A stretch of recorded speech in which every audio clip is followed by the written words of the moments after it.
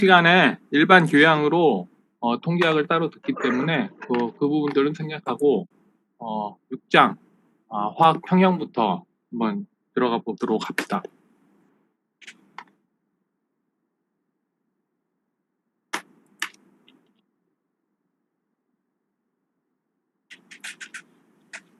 자, 요 6장은 화학 평형을 앞으로 우리가 좀 깊이 있게 다루기 위해서 점검할 내용들이에요. 여러분들 한 번씩 다 들어본 내용들인데 이건 점검하고 가는 의미에서 한번 살펴보도록 할게요.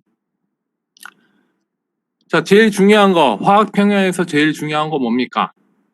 우리가 화학 평형을 다룰 때 제일 중요하게 생각하는 건 잠시만요.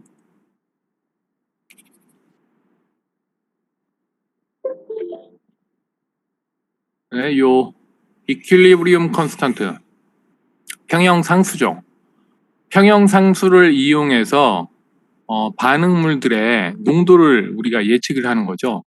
예를 들어서 어떤 물질 A와 B를 반응시켜서 C와 D를 만들어내는데 최종적으로 반응시킨 후에 농도가 어떻게 될까? 이것들을 우리가 예측할 수 있게 해주는 게 이퀄리브리움 컨스턴트, 평형 상수죠.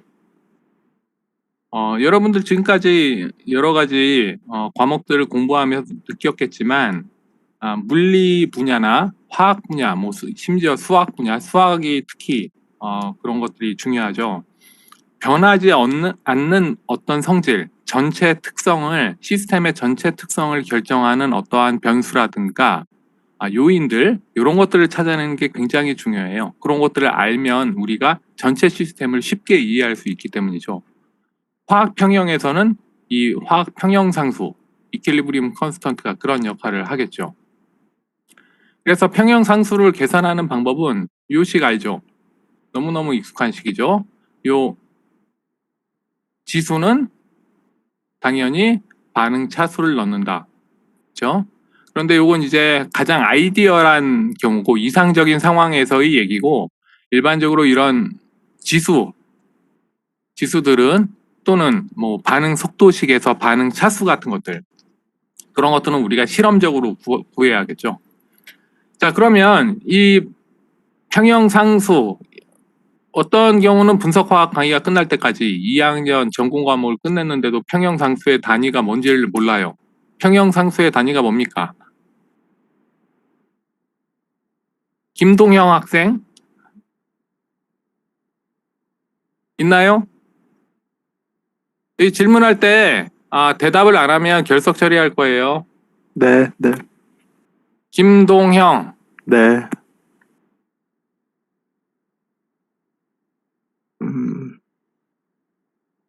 여기 마이크 나오는데 저기 강의 진행을 원활하게 하기 위해서 지금 채팅을 꺼놨으니까 예. 마이크를 꺼놨어요. 지각 처리는 안 합니다. 비대면 수업은 집에서 그냥 컴퓨터 켜는 거잖아요. 차 막힐 일도 없고. 그래서 강의 시작하고 출석 체크하는 시간을 1분 정도 할 테니까 앞으로는 지각하지 마시고 제때 들어와서 해주세요. 수업 중간중간에 계속 이렇게 지각 처리해달라고 하는 것도 곤란하잖아요. 김동영 학생, 여기 채팅창에 써주세요, 글을. 평형 상수의 단위가 뭐죠?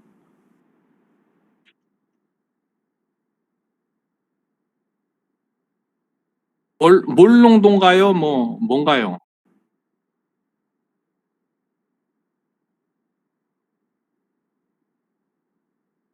자, 강의 진행해야 되니까. 평형 상수는 단위가 없죠? 단위가 없습니다, 평형 상수는. 자, 그러면은 뭔가 좀 이상하죠? 이 차수들이 다 다를 텐데, 예를 들어서 2111이면 단위가 몰 농도로 나와야 되죠, 이런 경우는. 그런데 여기 아니라고 했죠. 왜냐하면 이런 식으로 정의되어 있습니다. K 값은 단위가 없다. 단위가 없고, 그래서 농도를 사용할 때 이런 식으로 몰 농도로 나누어서 계산하자. 압력이면 압력 단위로 나누어서 계산하자. 편의상 결국에는 1로 나눈 거니까 단위만 없애는 거죠. 그래서 그냥 농도를 쓰면 돼요. 그리고 순수한 고체, 액체, 기체는 농도를 1로 본다. 이게 연력학에서 기본이죠. 됐나요? 자, 그리고 평형상수가 1보다 크다. 1보다 크면 반응은 주로 이쪽으로 진행한다. 이쪽으로 계속 가는 게 아니죠. 이쪽, 그러니까 요 값들이, 요 계산 값들이 이 값을 만족시킬 때까지 반응이 진행하는 거죠. 그래서 1보다 크다는 건 반응이 이쪽으로 진행되는 게 무쇠해서 이쪽 농도가 더 높아지고 이쪽 농도는 낮아진다, 이런 의미겠죠. 됐죠? 자, 평형상수를 어떻게 다루는가? 이거 너무 쉽죠? 이거 농도분의 농도 곱하기 하면 평형상수가 되죠. 요 식을 반대로 쓰면 어떻게 되느냐? 이쪽을 이쪽으로 보내고 이쪽을 이쪽으로 보내서 쓰면 평형상수의 정의가 계산식이 달라지죠. 그러면 요 경우는 요 앞서의 경우에 역수분의 1 이런 식으로.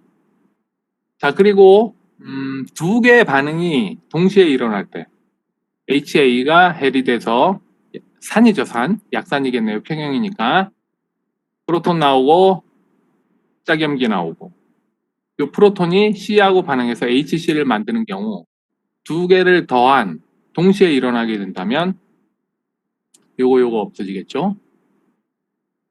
그래서 만들어지는 요 화학 평형의 평형상수 K3는 두 반응의 평형상수의 곱과 같다. 이것도 너무 쉬운 개념이죠.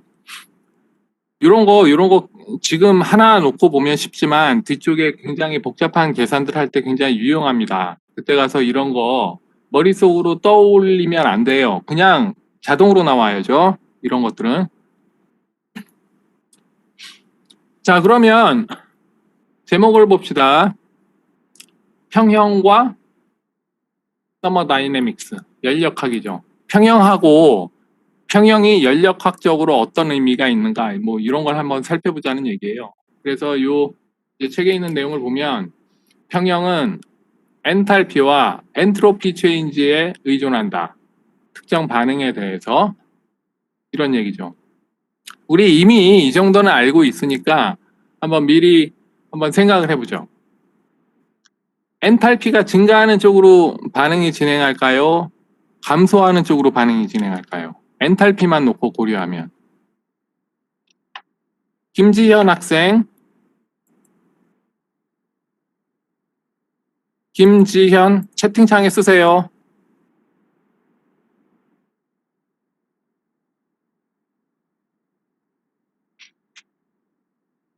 자, 대답 안 하면 결석 처리입니다.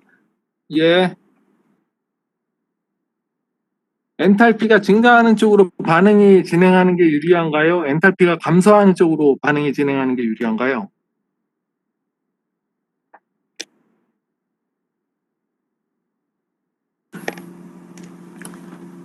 생각 안 나요? 김현지 학생.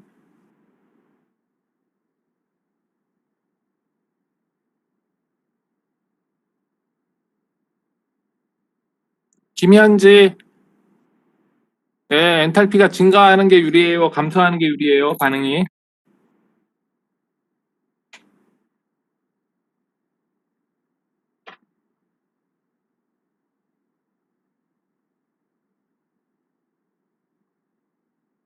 그렇죠? 엔탈피가 감소하는 게 유리하죠. 시스템의 에너지가 감소하는 쪽으로 반응이 진행돼야죠, 당연히. 이런 걸 생각해 봅시다. 자, 폭포예요. 물이 여기 있는데 물이 어떻게 흘러요? 당연히 이렇게 높은 데서 아래로 흐르죠. 요걸 우리가 우리가 고등학교 물리죠. 고등학교 물리를 이용해서 생각하면 어떻게 설명합니까? 고등학교 물리에서. 이 물의 위치 에너지, 포텐셜 에너지가 감소하는 쪽으로 물이 흘렀다. 이렇게 얘기할 수 있잖아요. 엔탈피도 마찬가지죠. 엔탈피는 우리가 어떻게 정의하죠? 아직 물리화학에서 이거 안 나갔나요? 진도가? 요 고등학교에 나오던데. 내부 에너지 더하기 PV. 그쵸? 내부 에너지가 뭐예요? 내부 에너지. 지금 우리가 무슨 일한다 이런 거 물리적인 변화는 없다고 생각하면 내부 에너지는 뭐예요? 온도에 비례하는 에너지 값이죠. 그러니까 뭐 로테이셔널 에너지, 분자의 회전 또는 분자의 병진 운동, 운동 에너지로 표현되는 거죠. 얼마나 빨리 그 분자들이 움직이는가. 그 외에 기타 등등 결합에 관련된 에너지 모든 것들이 다 관련돼 있죠.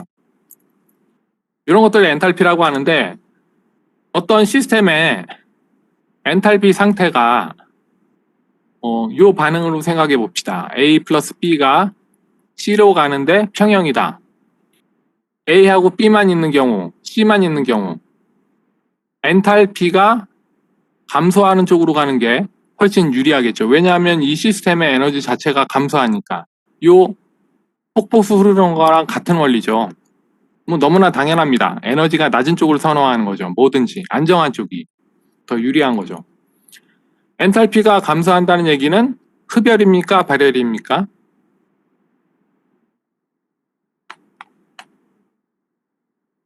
김인호 학생, 이렇게 쉬운 건 빨리빨리 대답해줘야 진도가 빨리 나가죠. 엔탈피가 감소하는 것은 발열이죠. 열을 요만큼 에너지가 감소됐으니까 이만큼에 해당하는 열량 Q를 밖으로 내놓으니까 발열이죠. 너무 쉽죠?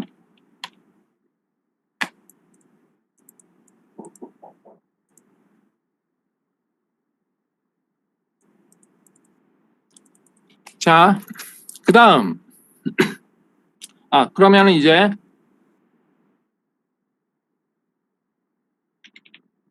요 엔탈피에 대해서 좀 봅시다.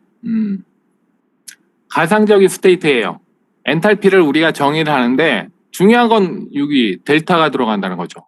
우리가 여러분들 화학공학 전공이죠. 이제 공정 설계라든가 뭐 단위 조작, 열 전달, 물질 전달 이런 전공 교과목 들어가면 이 엔탈피, 엔트로피 굉장히 중요한데 뭔가 공정을 설계할 때 어느 속도로 반응물들을 공급하고 반응이 일어나면 뭐 흡열인지 발열인지 우리가 결정하고 열량은 얼마나 되는지 예상을 하고 그래야 냉각을 하든 히팅을 하든지 하겠죠.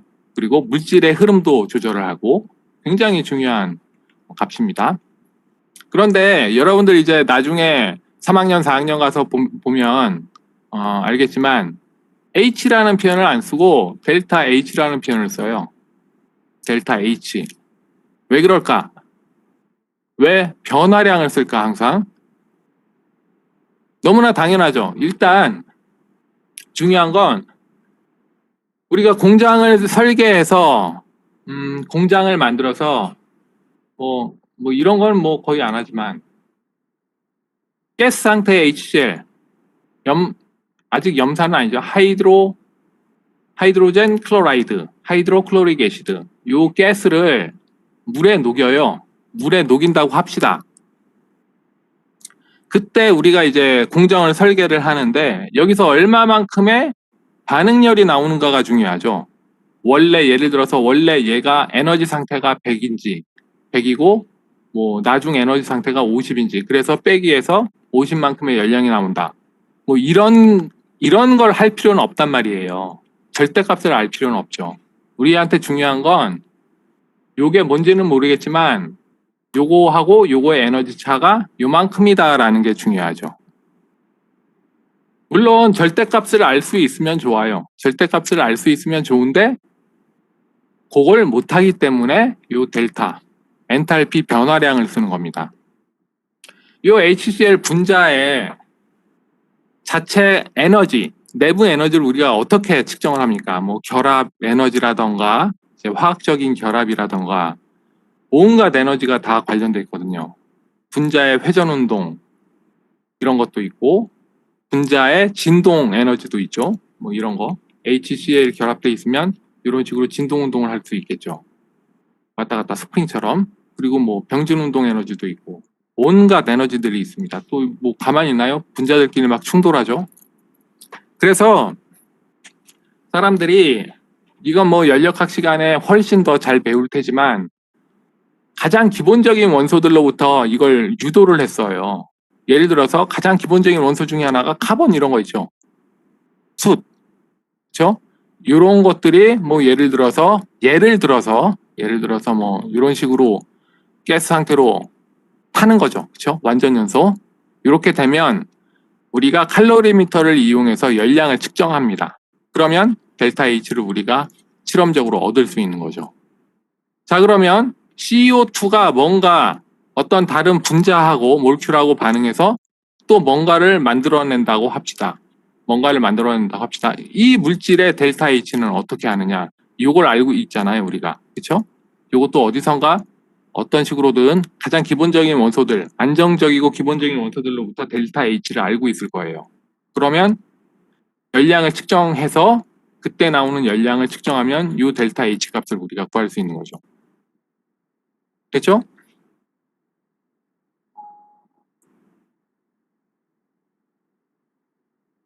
자, 다시.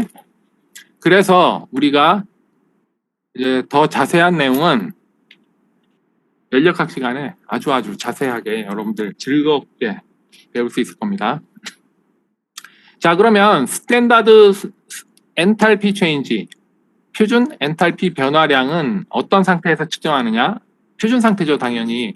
가상적이라고 했어요. 1몰 농도, 뭐 기체면 1기압, 뭐 이런 것들이죠. 그래서 주변에 있는 이온이나 뭐 분자, 원자에 의해 영향받지 않는 이상적인, 가상적인 상황을 고려해서 스탠다드 스테이트를 설정한다. 그렇죠? 압력인 경우는 1기압, 온도는 298.15 켈빈 또는 273.15 켈빈. 이렇게.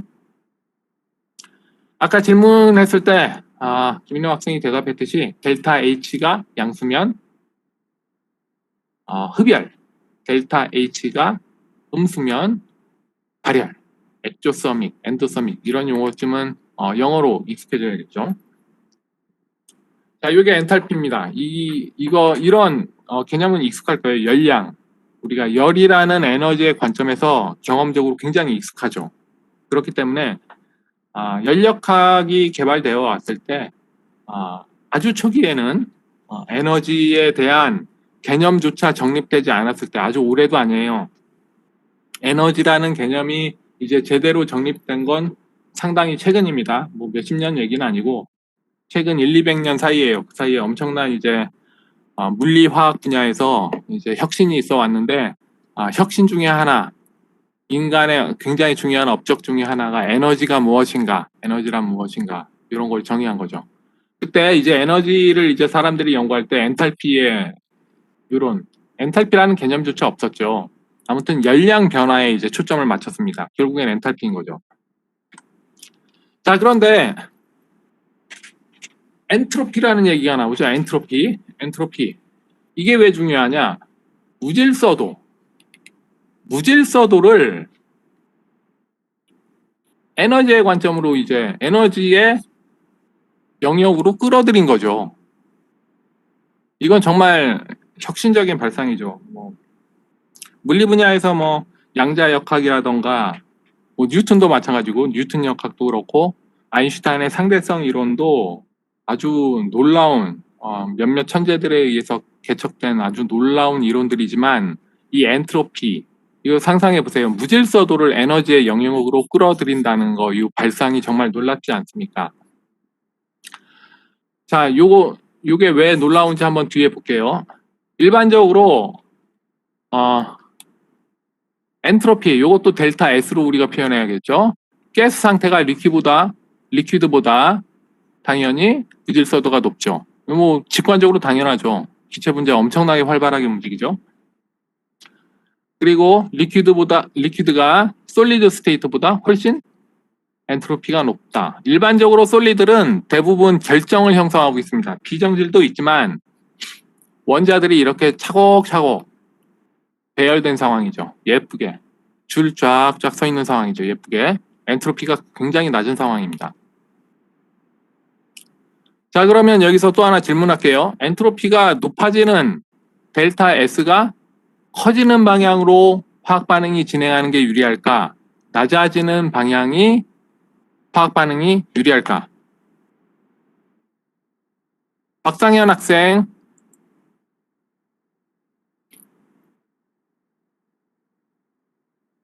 빨리빨리 대답해 주세요. 틀리면 좀 어때요? 그렇지. 엔트로피가 커지는 방향으로 반응이 진행하는 게 유리하죠. 여러분들 저기 고등학교 때 많이 배웠을 거예요. 방을 가만 놔두면 뭐 물론 사람이 관여하긴 하지만 굉장히 지저분해지죠. 자연계의 법칙입니다. 이런 것들 당연히 엔트로피가 높아지는 방향이 반응이 진행하기 유리하다. 그래서 이런 것들 KCl을 물에 녹이면 솔트죠, 염. 엔트로피 변화량이 76.4줄 켈빈 몰, 퍼 켈빈 몰. 이 단위도 이런 정도는 기억해 놓으세요. 자, 이렇게 진행되는데 요거를 봅시다.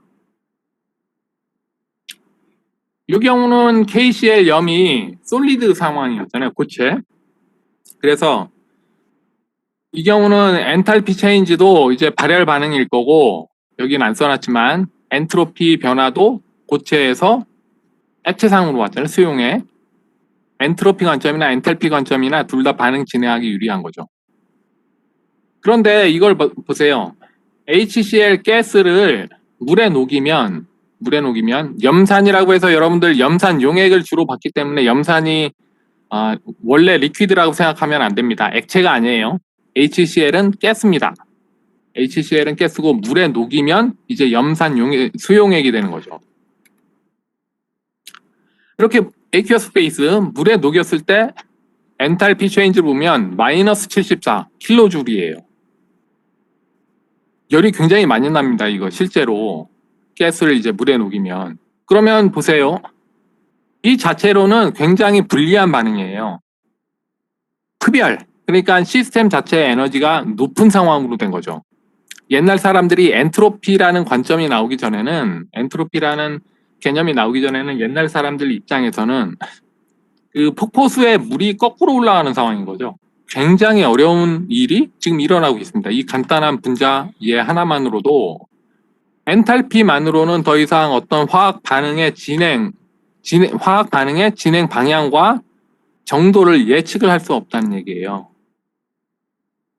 그렇죠? 이거 굉장히 신기한 일입니다. 놀라운 일이죠. 그때 당시 사람들한테는 이런 반응들이 이것뿐만 아니라 이제 계속 속속 보고되는 거예요. 이게 엔탈피만으로는 열 에너지만으로는 우리가 이 화학 반응의 진행을 설명할 수가 없다.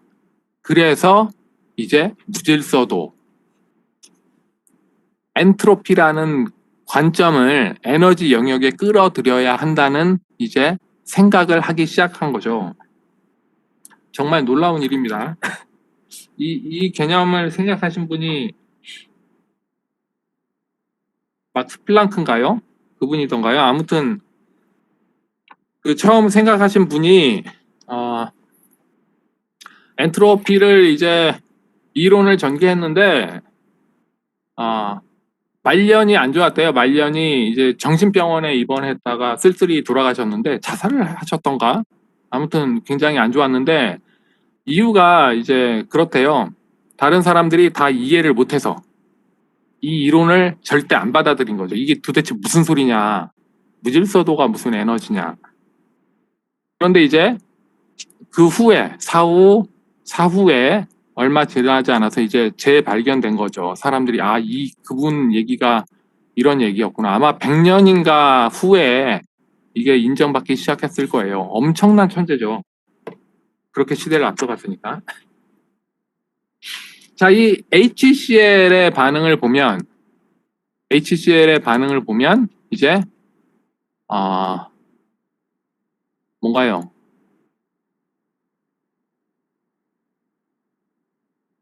이거 아까 설명을 잘못했네. 자, 요 얘는 잠깐 어디 갔지? 요 얘는 있고 요게 유리한 거네. 엔탈피 체인지 변화가 유리한 거고 엔트로피 체인지 변화가 불리한 건데 아무튼 여러분들은 똑똑하니까 알아들었으리라 믿어요. 이런 반대의 경우가 나타나는 거죠. 제가 하고 싶은 얘기는 흡열 반응인데 반응이 막 진행한다. 요거는 발열이죠. 흡열 반응인데 반응이 진행한다. 그런데 알고 보니까 나중에 이제 엔트로피 개념을 도입해 보니까 엔트로피가 훨씬 무질서도가 증가하기 때문에 그걸 상쇄시키더라. 이런 걸 알아냈습니다. 자, 그래서 그러면은 우리가 이제 진짜 중요한 거예요. 엔탈피 변화하고 엔트로피의 변화, 델타 H와 델타 S 어떤 게 더 중요하냐? 아니면 두 개를 어떤 식으로 합쳐서 고려해야 전체 반응을 이해할 수 있느냐? 요걸 이제 제시한 식이 이겁니다. 깁스 프리 에너지. 깁스 자유 에너지죠. 깁스 프리 에너지. 그래서 여기 온도가 있죠. 델타 H 어떤 반응의 델타 H 마이너스 T 델타 S 값이 음수면 자발적인 반응, 양수면 반응이 자발적으로 진행되지 않기 때문에 우리가 뭔가 일을 해줘야 되는 거죠. 그렇죠? 자, 그러면 요거 무질서도 앞에서 잠깐 얘기했었는데 요것도 한번 얘기해 봅시다. 이 무질서도를 어떻게 에너지의 영역으로 끌어들였나 처음에 요거 확률이에요. 확률 개념으로 이해하면 됩니다. 확률. 자, 이런 논리로 이제 엔트로피라는 개념을 이제 이론으로 전개한 거예요. 방이 있다고 합시다. 이렇게 방을 이렇게 가상의 구획을 나눠요. 하나, 둘, 셋, 한 5개 정도로 나눕시다. 가로 세로. 자, 진공 상황입니다. 진공 상태인데 내가 기체 분자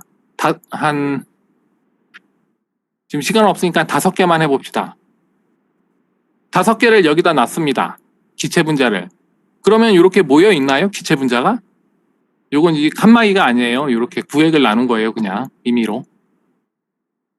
시간이 지나면 어떻게 됩니까? 이렇게 방이 있으면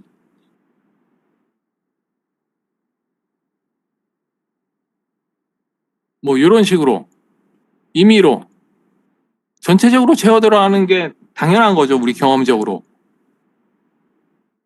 요걸 우리가 확률로 계산할 수 있죠. 여러분들 고등학교 때 지식으로도 얼마든지 할 수 있어요. 5개가 25개 방 중에 격자 중에 한 군데 여기에만 들어가 있을 확률. 아니면 5개가 이렇게 각각 따로따로 다른 방 안에 들어가 있을 확률. 아마 계산해 보면 이게 압도적으로 높을 거예요. 확률이. 이건 거의 0에 가까울 거고요. 자, 기체 분자가 이렇게 확산해 가는데 여기 무슨 열 출입이 있을 리는 없잖아요. 그렇죠? 이렇게 기체 분자가 요거 우리가 이제 다른 표현으로는 디퓨전, 농도차에 의한 물질의 확산 이렇게 표현하기도 하지만 요건 이제 열 전달, 물질 전달 가면 배울 겁니다. 요걸 우리가 디퓨전이라고 하는데 디퓨전의 근본적인 드라이빙 포스, 왜 확산이란 현상이 일어나나? 물에다가 잉크방울 하나 딱 떨어뜨리면 똑 떨어뜨리면 잉크방울이 가만히 있나요? 이렇게 뭉쳐 있나요? 이렇게 퍼지죠. 확산 현상이죠. 확산. 나중에 시간이 지나면 전체가 이제 균일하게 물들겠죠. 잉크 방울 분자들이 전체적으로 퍼졌기 때문에 무질서도가 증가하는 현상이죠. 이걸 우리가 디퓨전이라고 표현하는 거죠. 확산. 이런 확산 현상, 이런 거 다 무질서도와 관련 있죠. 이 무질서도를 에너지로 끌어들이는 에너지라는 관점으로 끌어들여서 계산하고 측정하는 그런 이론적인 근거가 이겁니다. 확률. 이쪽 확률이 훨씬 높기 때문에. 대표적인 예 중에 하나가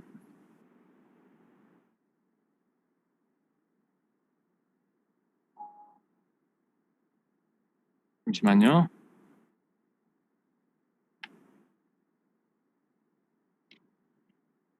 자, 요 무질서도가 확률하고 어떤 관계가 있는가 뭐 이런 얘기를 할 때 이런 비유도 써요. 자명종 알죠? 뻐꾸기 시계. 뻐꾸기 시계 알죠? 그 뭐 요새는 많이 안 쓰는데 영화 보면 뭐 12시 땡 치면 뻐꾸기가 나왔다 들어갔다 하면서 12번 울잖아요. 뻐꾸기 시계가 있는데 태풍이 불어왔다. 허리케인이 몰려와서 이 뻐꾸기 시계를 완전히 박살내 놓는 거죠. 그 확률이 높을까요? 아니면 내가 미리 다 해버려요. 다 부품을. 망치로 다 깨서 부품으로 다 분해해버려요. 그 다음에 태풍이 왔을 때 원래 뻐꾸기 시계로 조립되는 것이 확률이 높을까? 당연히 태풍에 의해서 완전했던 시계가 부서지는 게 훨씬 확률이 높겠죠. 원래 상태로 조립되는 일은 절대 일어나진 않겠죠. 하지만 확률적으로 존재하긴 합니다. 그런데 그 확률이 부서지는 확률이 매우 거의 무한대에 가까운 확률로 높기 때문에 이 시계가 부서진다. 결국 엔트로피가 증가하는 방향으로 어떤 이벤트가 일어난다. 이런 식으로 설명하는 거죠. 됐습니까? 이게 엔트로피예요. 자, 그러면 빨리 진도 나갑시다. 이제 이 깁스 에너지, 엔탈피와 엔트로피를 둘 다 고려할 수 있게 됐습니다. 그렇죠? 그래서 아까 이야기했듯이 음수면 자발적으로 진행하는 반응, 양수면 진행하지 않는 반응. 이렇게 우리가 얘기할 수 있죠. 그러면 이 반응의 자발성, 진행하느냐 마느냐, 결국 평형상수하고 관련이 있다는 얘기죠. 어떤 관계가 있느냐? 이런 관계가 있습니다. 평형상수는 어떤 반응의 깁스 에너지 마이너스 나누기 RT의 익스포넨셜 이 값으로 표현된다. 뭐 어떤 식들 보면은 이런 식도 많이 쓰죠. 마이너스 RT ln K 이 식도 많이 쓰죠. 그래서 이제 평형상수를 깁스 에너지로도 이해할 수 있게 됐다는 거죠. 연력학으로. 됐나요? 이 깁스 에너지를 이제 알면 반응이 어느 쪽으로 진행되는지 그리고 어느 정도로 진행되는지 이런 것들을 우리가 알 수 있다는 거죠. 이거는 여러분들 한번 계산해 보세요. 요 HCl 물에 녹이는 반응에 대한 깁스 에너지하고 평형상수 식입니다. 자, 우리가 요것도 하나 얘기를 해야겠는데 어떤 반응들은 이렇게 쓰질 않고 이렇게 쓰죠. 그냥 원론적으로는 모든 반응은 평형입니다. 이렇게 써야 정상이죠. 원론적으로는. 하지만 이런 경우 HCl 가스를 물에 녹여서 aqueous space의 이온상으로 만드는 경우, 이런 경우 이제 요 델타 H와 델타 S를 고려해서 깁스 프리 에너지를 계산하고 여기 있죠. 마이너스 35kJ이죠. 몰당. 굉장히 큰 값입니다. 이제 요 식에 넣어서 평형상수를 계산하면 200만이에요. 200만. 2 곱하기 10의 6승. 압도적이죠. 그 얘기는 아까 이야기했듯이 평형상수가 뭐 1보다 크면 정반응 쪽이 유리하고 뭐 작으면 역반응 쪽이 유리하다 뭐 이런 얘기 했었죠. 1보다 100만 배 큽니다. 그렇기 때문에 거의 다 이쪽으로 가기 때문에 우리가 실제로 어떤 화학 반응을 다루고 샘플을 다룰 때는 이 반응에 대해서는 그냥 이거는 뭐 100만 분의 1이네 계산해 보니까 그냥 이걸로 간주해서 하자. 이걸로 봐도 무방하다. 뭐 이런 것까지 무시하냐 이것까지 고려하냐 이건 좀 시간 낭비다라는 얘기죠. 이렇게 원론적으로는 모든 반응은 평형이다. 이 점 명심하시고요.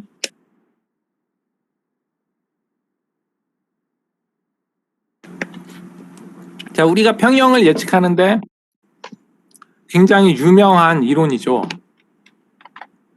이론이라고 해야 되나요? 너무 간단하죠. 르 샤틀리의 원리입니다. 말 그대로. 여기 보세요. 뭐 여기 어렵게 써놨는데 이거예요. 그 자연계에서의 반응은 변화를 억제하는 방향으로 진행한다. 변화를 싫어한다는 얘기죠. 어떤 평형 상태가 있는데 이 시스템이 있어요. 여기 막 분자들이 뭐 A하고 B하고 C하고 뭐 서로 평형을 이루고 있는데 내가 여기에 어떤 변화를 가한다고 합시다. 그러면 화학 반응은 변화를 억제하는 방향으로 진행한다는 거죠.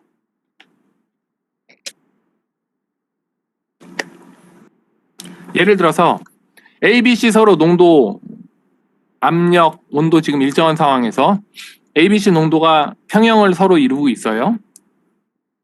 여기에 내가 A를 더 넣어준다고 합시다. 지금 변화는 A가 증가했죠. 변화를 싫어하는 방향으로 반응이 진행된다고 했으니까 A를 없애는 방향으로 진행한다는 거죠. 이런 식으로 생각해 봅시다. A 더하기 B가 C라는 프로덕트를 만드는 반응이다. 여기에 내가 A를 넣어주면 A 농도가 증가했으니까 A의 농도를 낮추는 방향으로 평형이 새로 결정된다. 그러면 이 정반응 쪽으로 진행해서 A를 없애주는 쪽으로 반응이 진행하겠죠. 이번엔 C를 넣어주면 C의 농도가 증가하잖아요. 변화를 싫어하는 방향으로 이제 평형이 또 새로 이동해야 되니까 역반응 쪽으로 진행해서 C를 없애주겠죠. 만약에 이 반응이 C를 만들어내는 반응이 발열 반응이다. 발열 반응인데 내가 온도를 높였다. 온도를 높였으면 열을 흡수하는 방향으로 진행돼야 되겠죠. 역반응으로 평형이 새로 또 이동한다는 얘기죠. 이해가 가죠? 이거 뭐 이 정도는 이미 다 배우고 왔을 겁니다. 이렇게 변화를 억제하는 방향으로 반응이 진행한다. 이게 뭐 르 샤틀리의 원리의 핵심입니다. 저기 아마 이거 배우면서 하버 보시법 배웠을 거예요. 하버 보시법. 하버 보시법은 인류 역사를 바꾼 방법이죠. 요 암모니아 만드는 거. N2하고 H2하고 반응시켜서. 이것도 이렇게 쓰잖아요, 항상. 이거 다 써볼까요? 이렇게. 이게 굉장히 높은 막 500, 600기압의 높은 온도에서 이런 반응을 일으켜서 암모니아를 만들어내죠. 중요한 건 이 화학 평형을 이쪽으로 이동시키는데 르 샤틀리의 원리를 이용해서 우리가 요걸 생산량을 높일 수 있다. 요게 역사적으로 왜 중요할까요? 요거. 비료의 원료가 되는 거죠. 비료, 암모니아. 그래서 예전에는 뭐 퇴비 같은 거 만들어서 썼는데 그 어느 세월에 그 퇴비 만들어가지고 인구는 계속 증가하는데 어느 세월에 퇴비 만들고 있어요. 이제 본격적으로 공장에서 비료를 만들 수 있게 되죠. 그래서 곡식을 대량 생산할 수 있다. 이렇게 되면 이제 인구가 폭발적으로 증가하는 거죠. 자, 아무튼 다시 돌아와서 이 경우를 보면은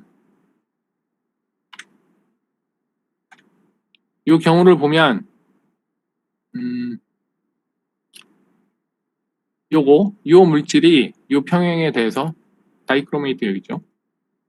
여기 자꾸 지워질까요? 자, 이게 원래 0.1몰 농도였는데 잠시만요.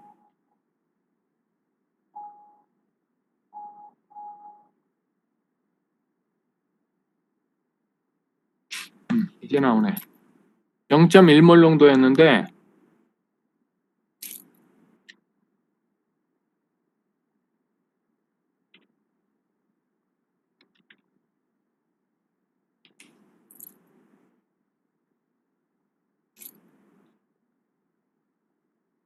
여기 있죠.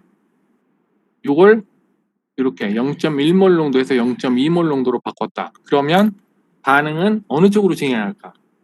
르샤틀리의 원리에 의하면 이 농도가 증가했기 때문에 반응은 당연히 역반응 쪽으로 새로 진행돼서 새로운 평형을 찾아 들어가는 거죠. 평형 상수를 맞추기 위해서. 요 값이 지금 커졌잖아요. 그러면 요 농도가 감소하고 요게 증가해야겠죠. 요걸 이제 계산을 해보면 어떻게 되느냐? 리액션 코이션트라는 표현을 사용합니다. 여러분들 책에서는 이게 우리말로 뭘까요? 반응. 여러분들 책 보세요. 리액션 코이션트 Q값. 요걸 이제 0.2를 넣고 나머지는 여기 원래 있던 농도 다 쓰고 요 값이 이제 0.2로 바뀌었으니까 0.2 넣고 Q값을 계산하면 2 곱하기 10의 11승이에요. 원래 평형상수 값보다 크죠? 그렇기 때문에 요거보다 크기 때문에 역반응으로 진행해야 된다. 이렇게 우리가 얘기를 할 수 있습니다. 온도 변화는 어떠냐? 이것도 뭐 너무 쉬워요. 요건 뭐예요? 델타 H가 증가했다. 흡열이죠. 그래서 온도가 높아지면 이렇게 쓸까요? 이렇게.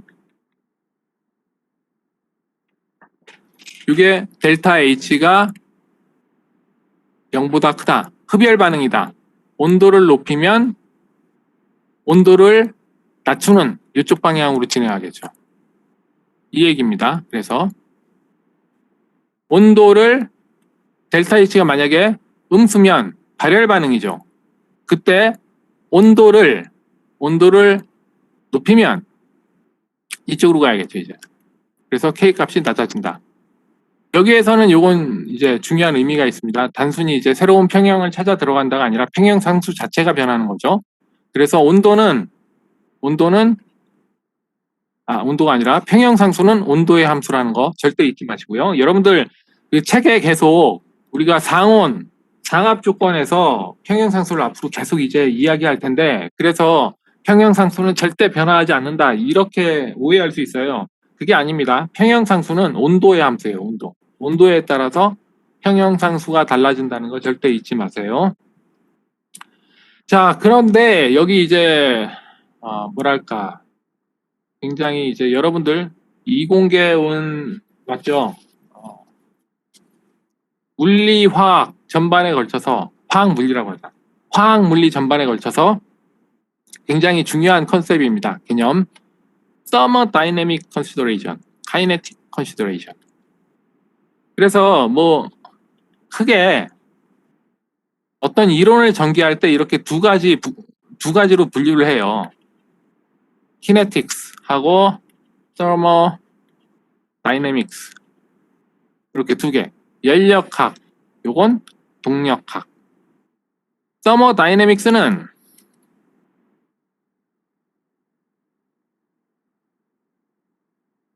뭐 화학 반응도 좋고 어떤 이벤트가 일어난다고 해보세요. 뭐 어떤 일이 일어나기 전, 일어난 후. 이 전과 후만을 고려합니다. 뭔가가 일이 일어나기 전, 일어난 후. 이렇게 쓰면은 이건 상당히 뭐 그다지 정확한 표현은 아닌데, 요런 그래프를 봤을 거예요. 뭐 활성화 에너지 같은 거 여러분들 공부했을 때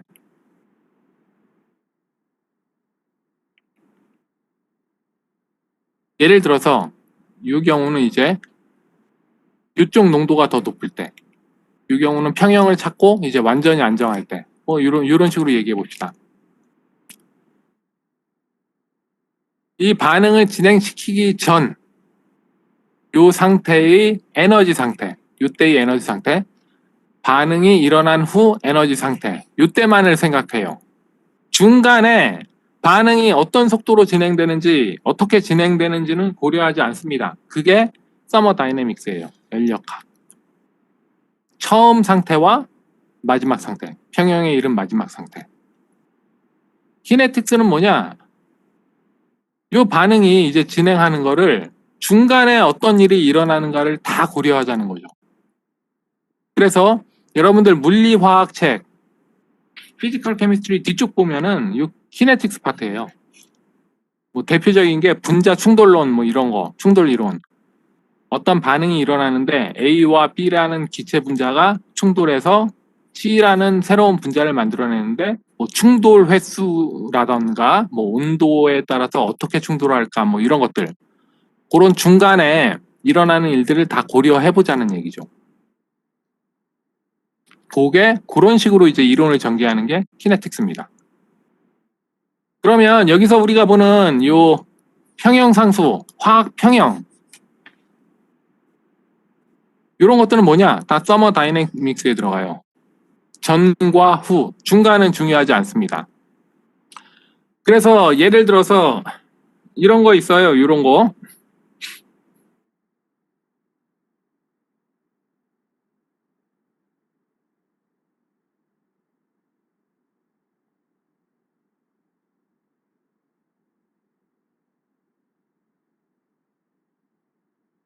요게 뭐죠? 물 분해하는 거죠. 요새 뭐 수소 에너지 만든다고 뭐 전기 에너지로 뭐 수소를 만들어내는 뭐 그런 얘기 많이 하는데 그건 좀 연력학적으로 참 말이 안 되는 어리석은 얘기죠. 그런데 할 수 있는 이유도 있는데 지금 뭐 진도가 중요하니까 진도 나갑시다. 자, 이런 반응을 봅시다. 여러분들 이것도 누군가는 뭐 수행 활동할 때 해봤을 거예요. 이 반응을 진행시키기 위해서는 1.23V가 필요합니다. 깁스 에너지를 계산하면 1.23V의 전압으로 물을 분해할 수 있습니다. 그런데 실제로는 1.23V, 1.3V에서도 반응은 잘 진행이 되질 않아요. 물이 잘 분해되질 않아요. 보통 1.5V 정도 전압을 가면 이제 양쪽 전극에서 양극 음극에서 수소와 산소가 이제 발생하는 걸 우리가 볼 수 있거든요. 왜 그러냐? 연력학적으로는 이 반응은 무조건 진행돼야 돼요. 1.3V에서. 그런데 1.3V 현실적으로는 우리가 볼 수 없다. 가스를 볼 수 없다. 왜냐? 중간에 액티베이션 에너지가 굉장히 높아요. 이 액티베이션 에너지를 극복하고 수소와 산소를 생산하기 위해서는 1.23V보다 훨씬 높은 전압이 필요한 거죠. 한 1.5V. 우리가 눈으로 직접 보려면. 서머 다이내믹스에서는 이걸 우리가 알 수가 없습니다. 이 반응이. 왜 진행이 안 되는지. 진행이 되긴 되죠. 한 예를 들어서 1.23V 걸어놓고 뭐 10년, 20년 지나면 가스가 만들어지겠죠. 이 액티베이션 에너지가 높기 때문에 그렇게 시간이 오래 걸립니다. 뭐 책에서는 이제 다이너마이트 같은 거 나오죠. 다이너마이트 이제 여러분들 저기 불꽃 갖다 대보세요. 또는 전기 신호 가면은 엄청난 위력을 갖고 폭발하죠. 다이너마이트의 에너지 상태가 굉장히 높다는 얘기입니다. 에너지 상태가 굉장히 높은데 어찌 그리 안정하냐? 이 활성화 에너지가 높기 때문에 자꾸 넘어가네요. 이 반응을 이렇게 진행시키는데 에너지가 필요한데 그게 작은 불꽃이나 어떤 전기 에너지 그런 것들을 가하면 이 활성화 에너지를 넘어서서 갈 수 있다. 중간에 이제 어떤 일들이 일어나는가 이런 것들을 고려하는 게 뭐 전기 에너지를 이용해서 물을 분해한다던가 다이너마이트의 폭발, 분자 관점에서 뭐 이런 것들 다 고려해 주는 게 키네틱스입니다. 언뜻 보면 이 키네틱스가 뭐 대단한 이론일 것 같죠. 물론 대단하죠. 대단한 이론인데 뭐 이런 이야기를 들으면 학생들이 이게 훨씬 더 진보적인 발전된 개념이구나 이렇게 이해할 수 있을 것 같아서 이런 얘기를 하는 거예요. 서머 다이내믹스는 여러분들 저기 3학년 4학년 올라가서 이제 공정 과목들 들어가면은 거의 다 서머 다이내믹스예요. 이걸 이용하는 게 훨씬 유리하거든요. 우리가 뭔가를 할 때 전과 후 이렇게 따지는 게 간단하거든요. 결론도 똑같아요. 뭐 결국에는 뭐 평형에 이르렀을 때 어떻게 되느냐 예측하는 거 둘 다 결론 똑같아요. 정말 신기하죠. 서로 다른 방식으로 이론을 전개하는데 그런데 이제 이런 연력학적인 방식으로 접근하는 게 우리가 실제 뭔가 설계를 하고 예측을 하는데 훨씬 유용하다. 그런 관점에서 이게 그런 관점에서는 이게 더 낫다는 거죠. 자, 그다음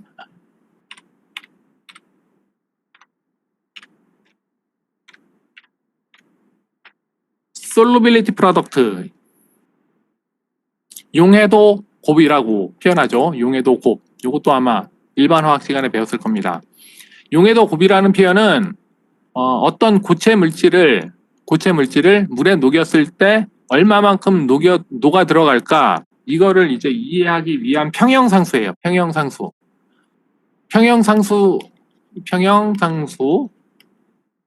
평형상수라고 안 하고 왜 솔루빌리티 프로덕트라고 해요? 많이 쓰기 때문에요. 특정 이제 반응들, 특정 분야들에서 이제 평형상수들을 그쪽 분야나 뭐 특정 반응에서 많이 쓰는 것들은 다른 표현을 사용하기도 하죠. 이런 고체들을 물에 녹였을 때 평형상수를 우리가 솔루빌리티 프로덕트, 용해도곱 상수라고 한다. 그런데 용해도곱 상수는 잘 녹는 물질에는 안 씁니다. 뭐 NaCl이라든가 NaOH 이런 거 물에 엄청나게 잘 녹죠. 이런 것들은 용해도곱 상수라는 표현보다는 그냥 용해도라는 표현을 많이 쓰죠. 뭐 물 100g에 몇 그램 녹냐 이런 식으로. 용해도곱 상수라는 표현을 쓰는 건 주로 이제 불용성 화합물, 불용, 녹지 않는다, 뭐 이런 표현인데 아주 안 녹는 물질은 없습니다. 물에는 모든 것이 녹아 들어가죠. 어느 정도 녹아 들어가느냐가 문제지. 아주 극미량 녹는 화합물들, 그런 것들은 이제 불용성 화합물 이렇게 이해하면 되겠는데, 이런 거 보세요. Hg2Cl2, 수은 양이온에 플로라이드 음이온 2개 붙어 있죠. 그래서 물에 녹으면 이렇게 됩니다. 이렇게 되는데 요게 이제 평형이 어느 정도로 이루어질까? 평형상수 솔루빌리티 프로덕트는 생성물의 농도 곱 나누기 반응물의 농도. 그런데 지금 책에는 이게 없죠? 자, 질문해 볼게요. 누구한테 물을 거야? 신승진 학생. 신승진. 야, 목이 갈라진다. 빨리 대답 좀. 이거 왜 이게 없지? 책에 왜 이게 없어요? 책이 잘못됐나? 이게 반응물의 농도가 들어갈 거 아니에요, 요거. 평형상수 계산할 때.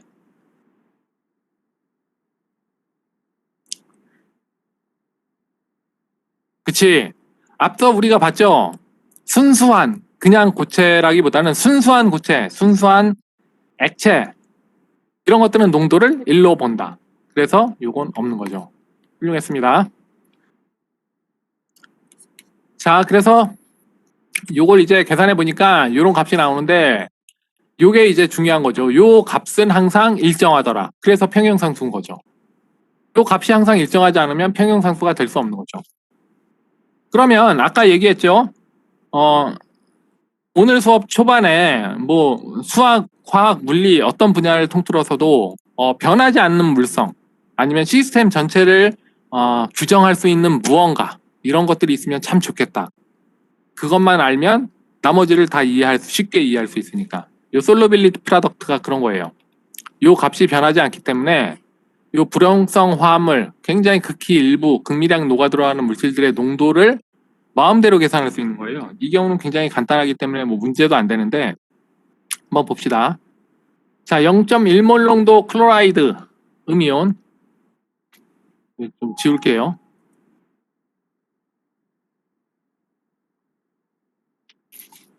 자, KCl을 녹여서 요건 굉장히 잘 녹아요.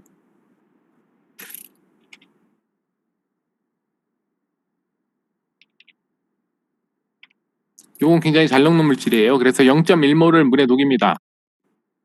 그러면 K 플러스 Cl 마이너스 이렇게 나오죠, 물에. 그런데 요걸 0.1몰 농도, 0.1몰 농도로 이제 녹여놨다는 거예요. 여기 0.01몰 농도.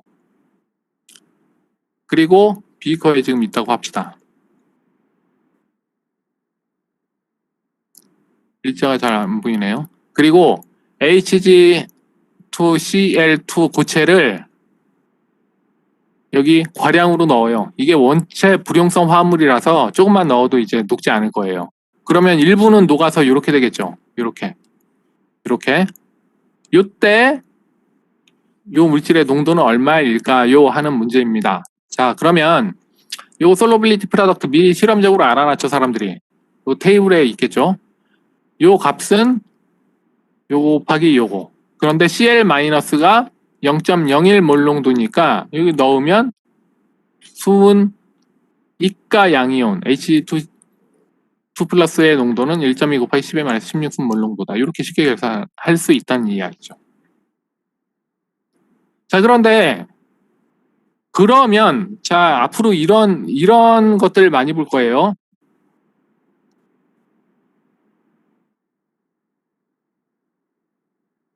자, 그러면 꼼꼼한 학생이라면 이런 생각을 할 수도 있습니다. 지금 이게 0.01몰 농도죠. Hg2 플러스가 요만큼 녹아 나왔죠. 요게 요 농도가 요겁니다. 이게 이렇게 녹았으면 당연히 요거는 이 농도에 요 농도에 곱하기 2배, 2.4 곱하기 10^-16몰 농도 녹아 들어가죠. Cl-가. 그러면 원래 있던 0.01몰 농도에 이거를 더한 만큼 이게 증가하겠죠. 그렇죠? 그러면 이 계산이 잘못된 거 아니에요. 애초에 0.01로 계산했으니까. 그런데 이렇게 계산합니다. 지금 뭐 빨리 끝내고 밥 먹으러 가야 되니까 이거는 그냥 질문 안 할게요. 이건 왜 0.01몰 농도로 계산해서 답 내고 끝! 답 맞췄다 이렇게 이야기할 수 있느냐? 10^-16승. 뭐 이미 다 알 겁니다. 0.00000 이게 다 합쳐서 16개 나간 다음에 24몰 농도. 이거는 무조건 무시해야 되는 값이죠. 그냥 무시해도 될 것 같다 정도가 아니라 야 이거 0.10^-16승 가는 이 숫자를 고려하면은 좀 성격이 너무 깐깐하다고 해야 되나. 알겠죠? 무슨 얘기인지. 그런데 이거는 전혀 문제가 없는데 앞으로 이런 계산들이 많이 나와요. 여기서 0.01인데 이게 나온 결과가 0.010 뭐 1. 야 이거 고려해야 되나 말아야 되나? 이런 것들이 나오는데 그런 것 뒤에 우리가 한번 보게 될 거예요. 요 밑에 있는 이야기가 그 이야기입니다.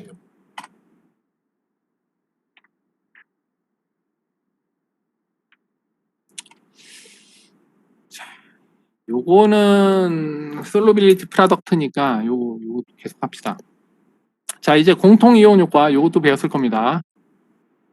우리가 앞서 봤던 게 사실 이제 공통 이온 효과예요. 여기 Cl 공통 이온이 있잖아요. 여기에 이렇게. 자, 요거 봅시다. 칼슘 설페이트. 주로 이제 이가 양이온들이 불용성 화합물들이 많습니다. 이가, 칼슘, 마그네슘 이런 것 중에. 자, 솔러빌리티 프로덕트 2.4 곱하기 10^-5승. 아까보다는 많이 안 녹는 건 아니에요. 조금 녹긴 녹죠. 여기에 칼슘 클로라이드를 넣었습니다. 칼슘 클로라이드는 무지막지하게 잘 녹습니다. 물에. 용해도가 75에서 80g?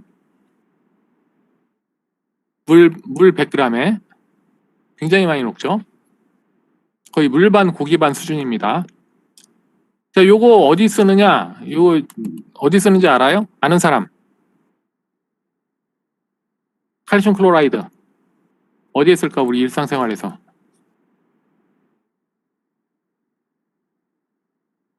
겨울에 눈 많이 내리면 도로, 비탈길 같은데 특히 얼지 말라고 하얀 가루 뿌리잖아요. 그게 이겁니다. 이거. 어느 점 내림 알죠? 어느 점 내림. 이온의 수가 많을 때 이거 이온 3개죠. 몰랄 컨센트레이션에 비례해서 어느 점이 내린다. 어느 점이 낮아지면 웬만한 추위에도 액체 상태로 존재할 거 아니에요, 물이. 거기다가 이제 용해도도 굉장히 높아요. 그렇기 때문에 바닥에 도로에 눈 내려서 약간의 물기만 있어도 잘 녹아 들어가서 어느 점을 확 떨어뜨린다. 이런 얘기죠. 자, 아무튼 CaCl2를 이제 칼슘 설페이트 포화 용액에 넣습니다. 그러면 포화 용액이라는 얘기는 이제 용에도 딱 맞춰서 넣어놨다는 얘기죠. 여기에 요걸 넣으면 칼슘 설페이트 침전이 생긴다. 왜냐? 이것도 르샤틀리의 원리 생각하면 돼요. CaCl2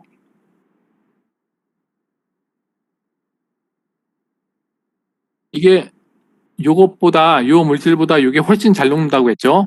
요게 지배적인 그 용해 반응입니다. 그런데 여기에 칼슘 양이온이 들어와 있죠. 그러면 르샤틀리의 원리에 의해서 이 농도가 증가했으니까 역반응으로 진행해서 솔리드 침전이 생기는 거죠. 요게 공통 이온 효과겠죠. 이것도 우리가 아까 봤던 이 솔루빌리티 프로덕트 계산식을 이용해서 얼마든지 얼마만큼 녹아들었는지 계산할 수 있습니다.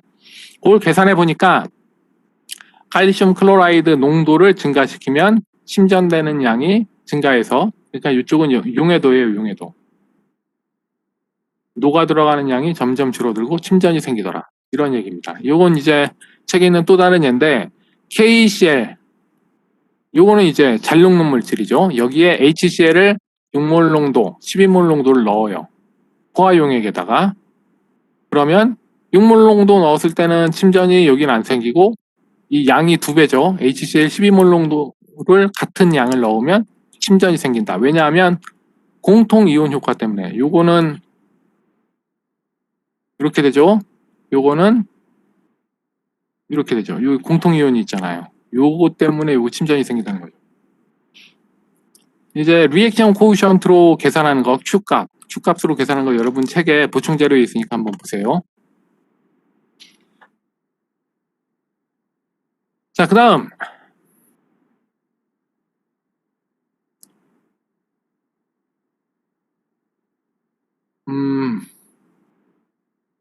오늘 여기까지 합시다. 요건 좀 복잡하다. 이거 하면은 너무 오래 끌 것 같으니까 오늘은 여기까지 합시다. 자, 질문 있나요?